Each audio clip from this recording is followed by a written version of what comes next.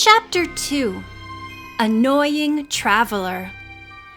Aunt Eloise put down her forkful of roast beef and looked intently at her niece. "Nancy, I don't like the sound of this man named Kit Cadle. If he's so eager to find out what the message in the hollow oak is, he may be dangerous.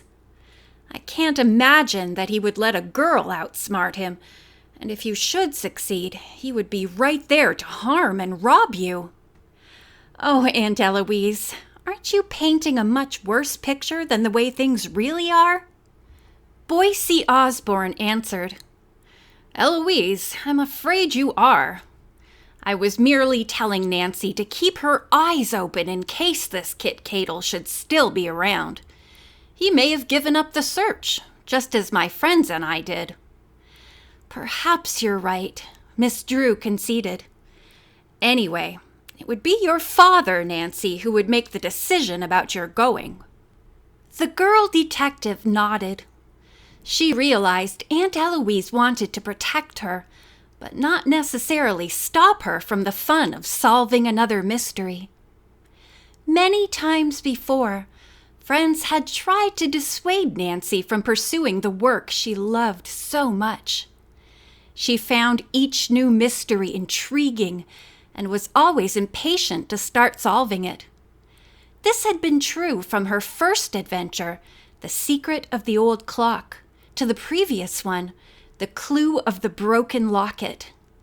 Now Nancy could not wait to get to Southern Illinois and begin work on her new assignment. Boise said, "I'm sorry I brought up Kit Cadle's name. So far as I know, he is merely over-aggressive and doesn't play the game fairly. But I wouldn't say he's dangerous." The detective now brought a map for her from his pocket. In one place there was a big red X. He explained that this was the spot where he and his friends had found the hollow oak. "Here are pictures." He produced snapshots which showed the stump with hundreds of age rings, and also the fallen tree among some bushes a short distance away. The section he had gouged to uncover the lead plate could be seen clearly. "Whenever the bark of a tree is removed or disturbed," he explained, "a new surface gradually appears to heal the wound." Suddenly, Boise Osborne snapped his fingers. "I just thought of something. In the general area where this oak is, there's a dig going on. It's under the auspices of the archaeological department of Paulson University and is open to students. The name of their leader is Teresa Bancroft. The girls in the group are staying in a rented farmhouse with Miss Bancroft. The boys live in another old house about half a mile away. I'm sure the girls would let you room with them. The only trouble is it's very difficult to get in touch with Miss Bancroft. She has no telephone and doesn't go to town very often to pick up mail." Nancy thanked him for the information, thinking, "If I can't contact the leader, I certainly can't stay there." But she said nothing to the others. At 10 o'clock, Boise announced he must leave. He gave Nancy a warm handshake. "Just concentrate on the mystery," he said, "and I'm sure you'll solve it somehow." He grinned. "Wait until I tell my friends a girl found the message in the hollow oak." Nancy chuckled. "I hope I won't disappoint you, but I realize you've given me a really big job." Aunt Eloise remarked that it would be a miracle if Nancy could solve the mystery with so few clues to go on. Her niece agreed.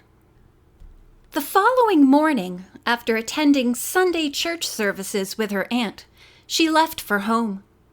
Mr. Drew was away, but Hannah grew and greeted her and wanted to know at once what the new mystery was. When she heard about it, the housekeeper shook her head. "I'm sure your father will never agree to this Illinois trip, unless friends are with you."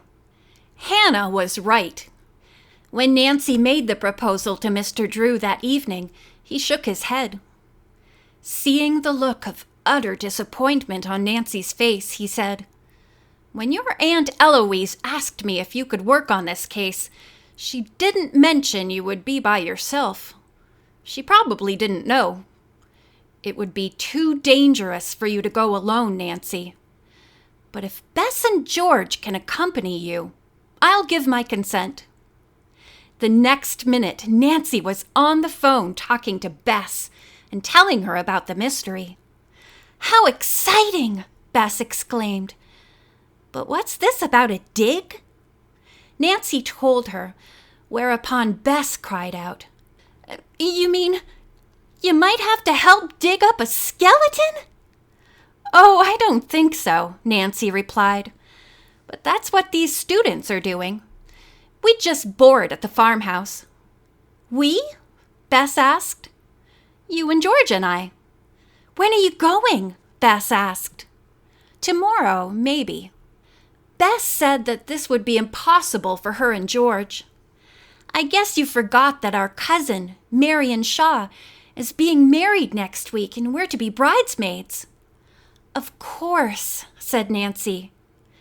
"But," Bess went on, "if you don't find out the secret of the hollow oak right away, maybe George and I could join you later." Nancy knew there was no use in asking her father to change his mind, so she said nothing. Both he and Hannah noticed how downcast she was. The following morning, as Mr. Drew was about to leave for his office, he said, "I'm sorry, but I feel you shouldn't be out there alone. Suppose Miss Bancroft has no room for you." Nancy nodded and kissed him goodbye. After he had left and she had helped Hannah tidy the kitchen, the telephone rang. She hurried to answer it, and the next moment was saying, "Ned! It's so good to hear from you." Ned Nickerson was a good-looking, dark-haired college student on the Emerson football team. Nancy frequently shared her mystery adventures with him. "I called you night before last, but found you'd gone to New York. Just having fun? Or are you on a new case?" he teased. Nancy told him the whole story, concluding with her great disappointment at not being able to go to Illinois. There was a moment of silence, then Ned said, "Hold everything! I just had a brainstorm. A cousin of mine at Paulson is about to join the Teresa Bancroft dig. She's a swell gal. Want me to try to get in touch with her? You two might work something out. Her name's Carswell, Julie Ann Carswell." Nancy's heart leaped. "I'm sure Dad would agree to that." Ned said he would contact his cousin at once and get the full story about the dig and whether there would be room for Nancy at the farmhouse. Late that afternoon, when Mr. Drew gave her permission to go with Julie Ann, Nancy's spirits soared. 2 days went by before Julie Ann phoned Nancy. After introducing herself, she said, "I think it's wonderful about your coming out to the dig. There's plenty of room in the farmhouse. I'll try to get in touch with Teresa. We all call her that at school. But if I can't, it's perfectly all right for you to come along with me." "Oh, Julie Ann, you're wonderful!" Nancy exclaimed, hardly daring to believe her good fortune. Julie Ann suggested that the two girls meet at the Riverside Hotel in St. Louis the following day. "I can't wait to see you," she added. Nancy gave a happy chuckle. "You and I have the same thought." The following morning, Bess and George drove Nancy to an out-of-town airport where she could catch a plane that went directly to St. Louis. George parked the car, and the girls hurried into the terminal building. Bess handed Nancy a package. Nancy looked surprised. Bess smiled and said, "Some cookies I baked for you last night. I hope you don't mind carrying them." "Of course not," Nancy replied. "Thanks. You're a dear." She quickly fitted the box into her suitcase. Then she checked in at the ticket counter and her luggage was whisked away. "I certainly wish you girls were going," Nancy said. "Don't forget your promise. If I haven't solved the mystery by the time the wedding is over, You will come?" "We'll be there," George said. Nancy kissed the two girls and went off to board her plane. Always alert to what was going on around her, she had had a feeling for the past 10 minutes that a man was watching her rather closely. Now he got into line directly behind her. Nancy instinctively clutched her purse closer, in case he planned to snatch it. As she boarded the plane, the young detective laughed at her own fears. But a moment later, when she took a seat by a window, she was disturbed that the man sat down alongside her. He started talking to her. "This your first trip to St. Louis?" he asked. "Yes," she answered truthfully, and turned her head to look out the window. "Is someone meeting you?" the stranger went on. "Oh, yes," Nancy replied, and hoped this would end the conversation. But the man continued to talk, asking questions about where she lived, why she was going to St. Louis, and how long she planned to be there. Nancy became evasive in her answers. She began to wonder what ulterior motive he might have. Was he about to ask her for a date? Or did he perhaps know the purpose of her mission? By this time, the plane was airborne, and passengers had removed their seatbelts. The stewardess came down the aisle with magazines, and Nancy took one, hoping to indicate to her annoying companion she preferred reading to conversation with him. But her attempt was futile. He kept on talking, becoming more and more inquisitive as the moments passed. The airplane was traveling at high speed, and Nancy wished some unseen force would land it at once in St. Louis.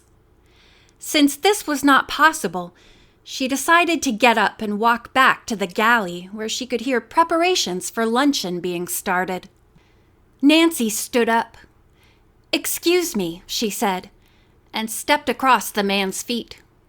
She was dangling her handbag in one hand, and in her haste to leave, the stranger did not notice that the strap had caught on the arm of his aisle seat. As she moved on, the bag flew open and the contents spilled onto the floor.